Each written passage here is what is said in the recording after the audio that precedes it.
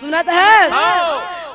जय हो बाबा मोर महंगूदास घासीदास जनाम है और घर बाजा खावे नाम के निशान शांत जान मगान है जहाँ एक कबिना न एक रात ये सब जनता पड़े जहाँ उड़ा थावे गोटी गुलाल नाम के सौदा लागे यहाँ चतुरा ना चतुरा सौदा करी पूरा कपस चाई रहे तोर घर बाजा खावे नाम के निशान शांत जान मगान जय हो बाबा महंगोदास घासीदास जनाम भाई तोर घर बाजा खावे नाम के निशान शांत जान मगान भाई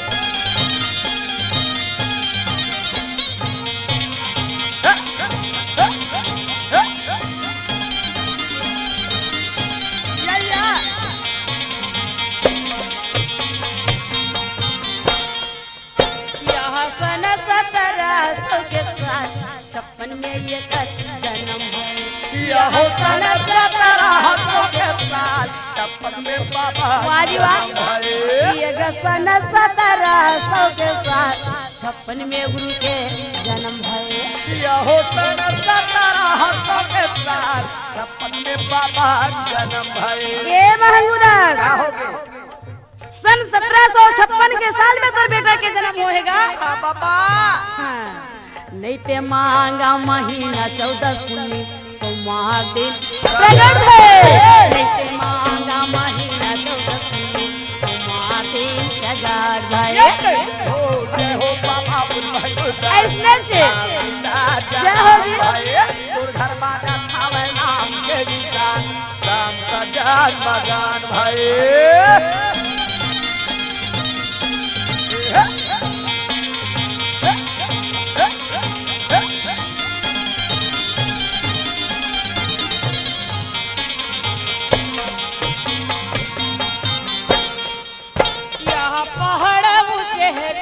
हर बाबा दुनिया में जहाँ पहाड़ उठे है बिकरार वही मेरे बाबा का प्राण लागे देखो पहाड़ ऊंचे है बिकरार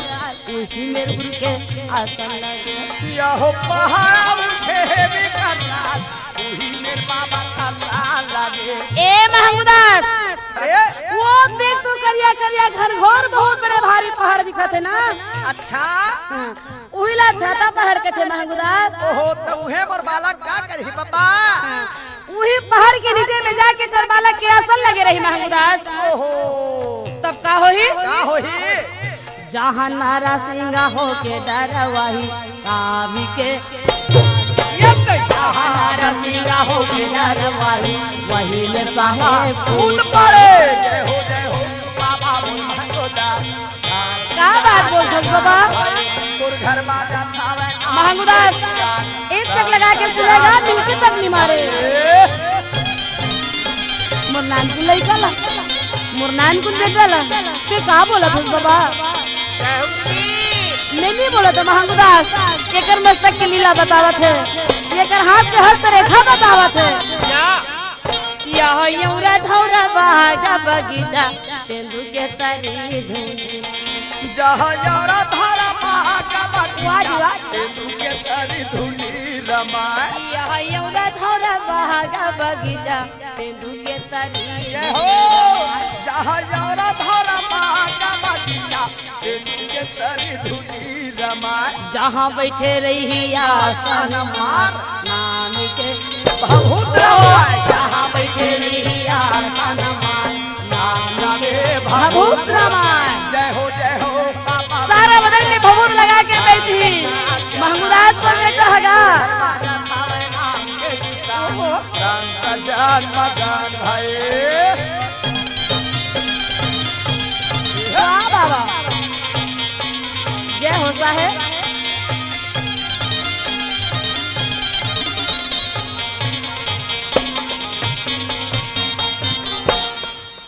यहाँ गंगा जमुना होती रबेली शरण कुंड में यहाँ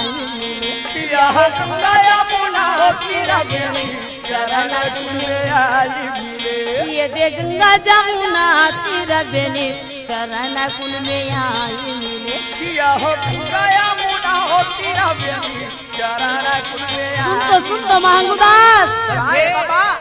गंगा जमुना त्रिवेणी यार के चरण कुल में मिलेगा। अरे वही जगह एक दिन नाम के मेला लगी। का करही बाबा अरे हजारों पब्लिक संत वहाँ दर्शन करे बराही। अरे अब वही चरण कुंड के पानी से हाँ सब संता जाना करही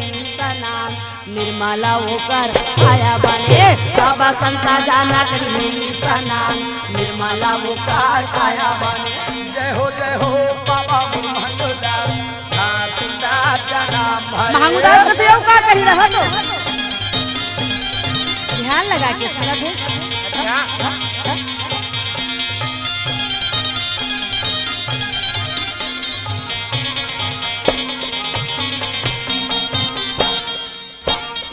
गिरौदापुरी में जन्म ले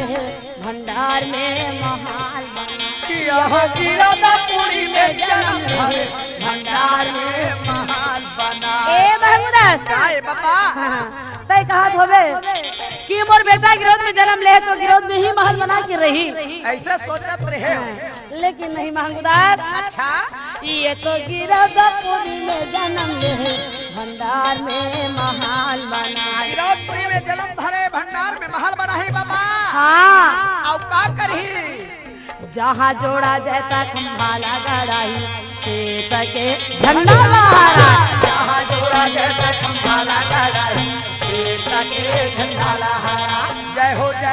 बाबा महंगुदास भागीदार नाम भाई। तोर घर बाजा थावे नाम के निशान संत जान मजान भाई। यहाँ ये थावे गोटियों गुलाल नाम के सदा लगे।